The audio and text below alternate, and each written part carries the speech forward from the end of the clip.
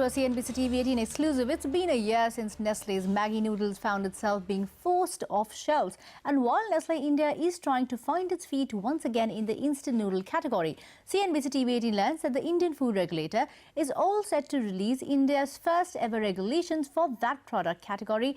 CNBC-TV18 Shweta Kothari has this exclusive.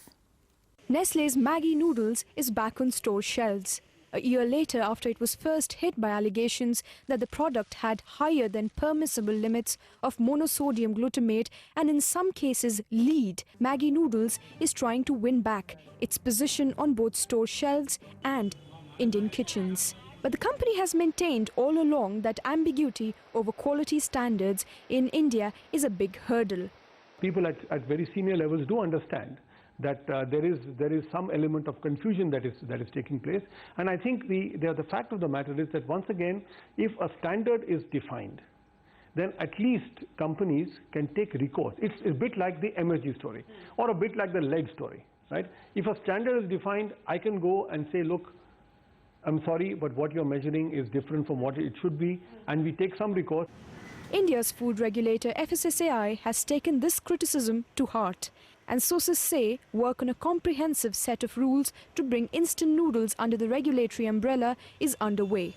We learn that in formulating these rules, the FSSAI has consulted various scientific panels and committees. So the new regulation will go beyond allowing only wheat flour as the main content in instant noodles. They will address long-standing industry concerns like ash content and MSG limits.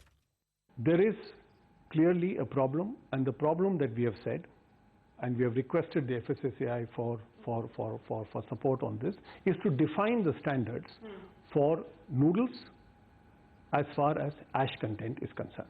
Why is it important?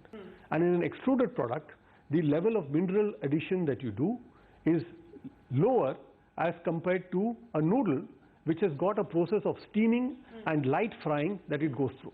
For FSSAI, however, this regulation plugs a larger hole in its regulatory arsenal and will also help shut up critics who have been taking FSSAI to task for the lack of a standardized testing and operating mechanism when it comes to processed foods ever since the Maggi noodles controversy first surfaced.